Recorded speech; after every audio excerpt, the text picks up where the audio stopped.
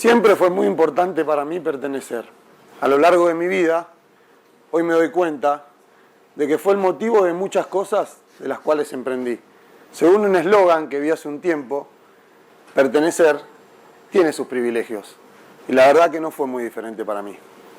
Mis viejos se separaron cuando yo tenía 13 años. A mi mamá le tocó hacerse cargo de sus 3 hijos, sola, y trabajaba todo el día.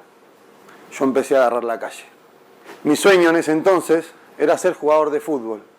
Y ese sueño había comenzado en la escuela primaria con mi profesor de fútbol, que él era el que se encargaba de que yo vaya a todos los entrenamientos y a todos los partidos. Esa necesidad que yo tenía de jugar al fútbol y todas esas ganas se fueron diluyendo con el tiempo cuando me fui a probar a Platense y quedé, pero en el momento de ir a ficharme no lo pude hacer porque no tenía mi DNI de los 2 años renovado.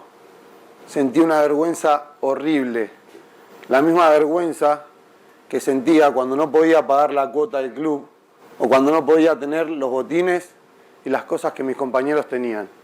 Me fui alejando del fútbol y ese problema de identidad lo arrastré por mucho tiempo. A lo largo de mi vida siempre quise pertenecer y ese sentido de pertenencia lo fui encontrando en los peores del colegio.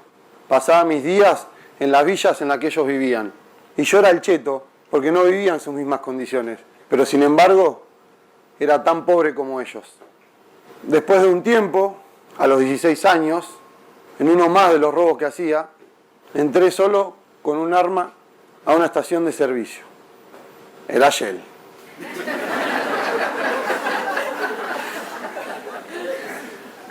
Al entrar, me encontré con un policía de civil que estaba tomando un café.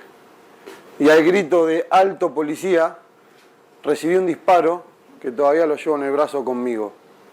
Quedé tirado en el piso, en un baño de sangre. Me levantaron, me llevaron a un hospital, me pusieron un yeso de acá hasta acá, que solo movía los deditos así. Y me dejaron tirado en una comisaría de menores, en la cual quedé detenido. A partir de ahí, pasé por varios institutos de menores, de los cuales me fugaba y volví a entrar. Mi madre, al llegar a mi casa, después de la primer fuga, en una crisis de llanto muy nerviosa, tomó la decisión de entregarme a la policía. Qué decisión tan dura, ¿no?, para una madre, entregar a un hijo a la policía. Bueno, ella sentía que si yo estaba en la calle a mí me iban a matar. Y la verdad que tenía razón. A partir de ahí, los institutos de menores y las comisarías de menores fueron mi gran escuela delictiva. Ahí yo aprendí todo lo que tenía que aprender. A ese mundo pertenecía.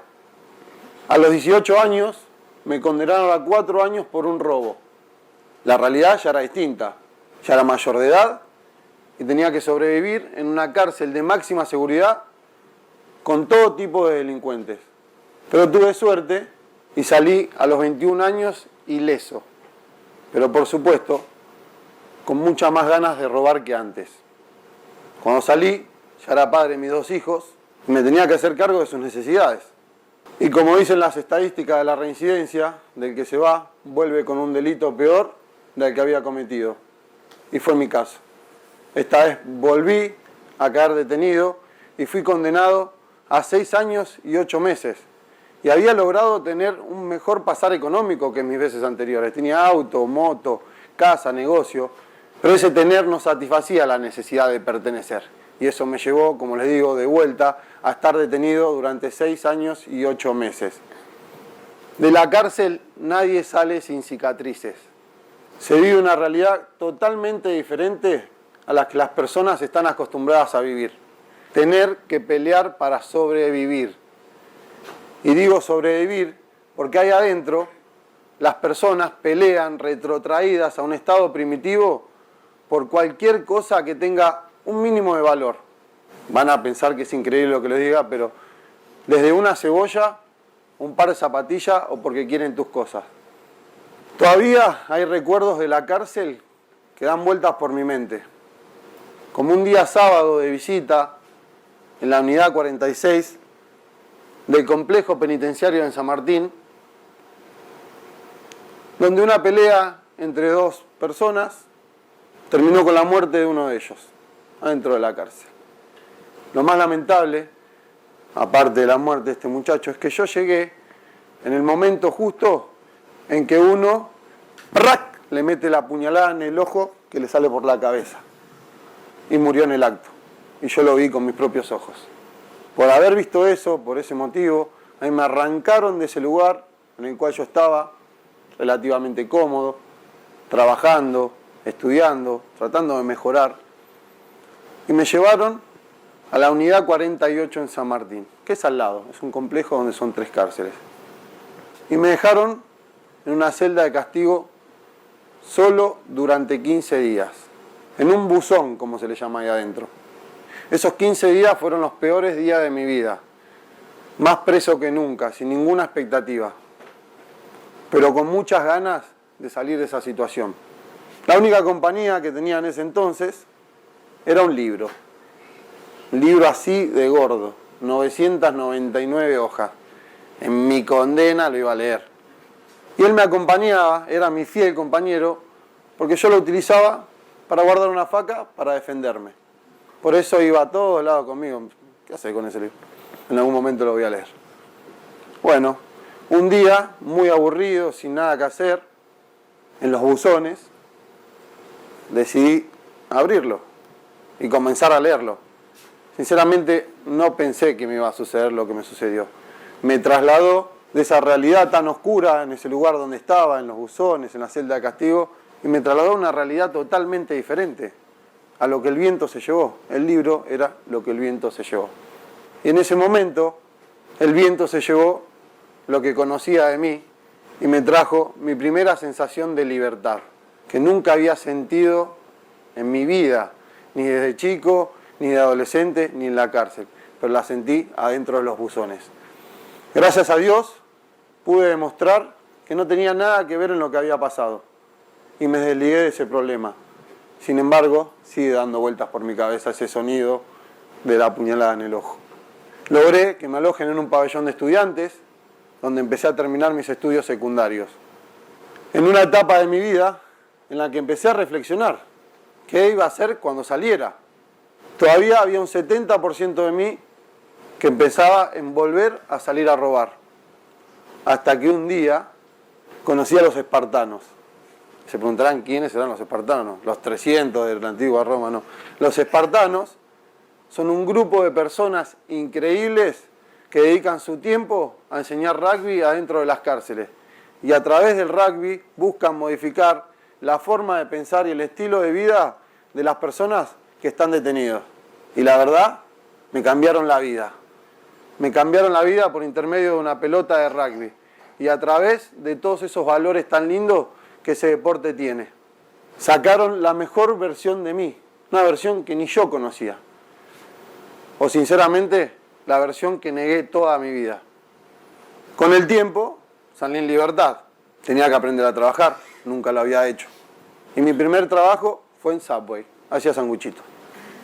Al principio pagué el derecho de piso como todos, pero le puse tantas ganas en aprender y en hacer cada día mejor las cosas, que en menos de 6 meses dejé de lavar los pisos y pasé a ser el encargado del local, siendo yo el encargado en manejar la llave y el dinero de la caja fuerte. Qué contradictorio, ¿no? Un tipo preso toda su vida por ladrón y ahora le den esa confianza. Mi compromiso era y sigue siendo tan grande porque yo soy parte de un equipo de 230 personas que hoy están adentro de una cárcel esperando una oportunidad como la mía.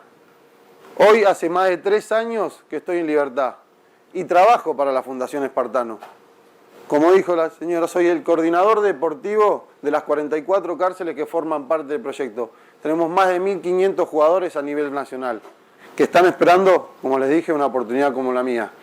Y yo hago desde mi lugar lo mejor que puedo hacer, que es generar oportunidades a personas que quizás nunca la tuvieron o que fueron excluidas del sistema. Yo trato de ayudarlos a pertenecer. Hace algunos meses fui invitado a representar a los espartanos en un proyecto que se llamó Summit Aconcagua 2018. en donde los participantes eran 12 deportistas consagrados, campeones olímpicos, y yo. Qué compromiso que era. Y yo con todas mis ganas de llevar el nombre de mi equipo, de los espartanos, a lo más alto que pudiera. No me importaba dónde, yo lo quería llevar bien alto, hasta donde llegara. El 18 de febrero comenzó el ascenso. Las comodidades habían terminado. Comenzaba un camino muy, muy duro hacia la cumbre, hacia el techo de América, que no todos estaban dispuestos a enfrentar. Pero yo sí. Yo estaba muy preparado a pasarla mal, a enfrentarme el frío, el cansancio. Y con los días, los soldados empezaron a caer y se empezaron a bajar. El primero fue Fabricio Berto. 2,5 metros era el que más fácil caía, el que más rezongaba. Se caía. No quería saber nada, se fue. Y a mí me tocó caer a los 6.400 metros, a 562 metros de la cumbre. Estaba ahí nomás. Me decía, ya llego, y son 6 horas caminando. Estaba tirado en el piso, en la nieve, rendido. Lo miré a los guías y le dije, la montaña se terminó para mí. No quiero saber más nada, no me importan los espartanos, no me importa la montaña, no me importa nada, me quiero ir. Y algo me hizo cambiar de parecer. Pero fue al momento que escuché a los guías que decían, ahora cuando se baje Ezequiel, yo decía, no, yo no me puedo bajar. Yo no me voy a bajar. Y lo que me hizo cambiar de parecer fue una frase que nos dijo el Papa cuando los espartanos tuvimos la posibilidad de ser recibidos por él en el Vaticano. Que en realidad no es una frase, es un canto. Es un canto que utilizan los sandinistas en el momento de subir una montaña. Que está muy relacionado con el deporte del rugby y con la vida en general. Y ellos cantan que en el arte de ascender, lo importante no es no caer, sino no permanecer caído. Y ahí sentí toda la energía de mi equipo, de todas las personas que confiaban en mí, que me estaban alentando, y me llené de fuerza y seguí mi camino. Cuestión es que el día 3 de marzo, después de horas ininterminables, de temperaturas de 25 grados bajo cero, de 80 centímetros de nieve, literalmente la nieve por acá, de los 12 participantes, solo llegaron 2 personas. Una de ellas fue el hombre, Julián Weich, y la otra persona fui yo, sin jamás haber puesto un pie en una montaña. Y lo que sentí al llegar fue increíble. Era como tocar el cielo con las manos. En realidad estaba tocando el cielo con las manos. Pero sobre todo fue darme cuenta de que el techo me lo había puesto siempre yo. Que mi techo había sido una comisaría de menores, los institutos, un penal, la cárcel, los buzones, la celda de castigo. Pero esta vez me di cuenta de que no tenía techo. Muchas gracias.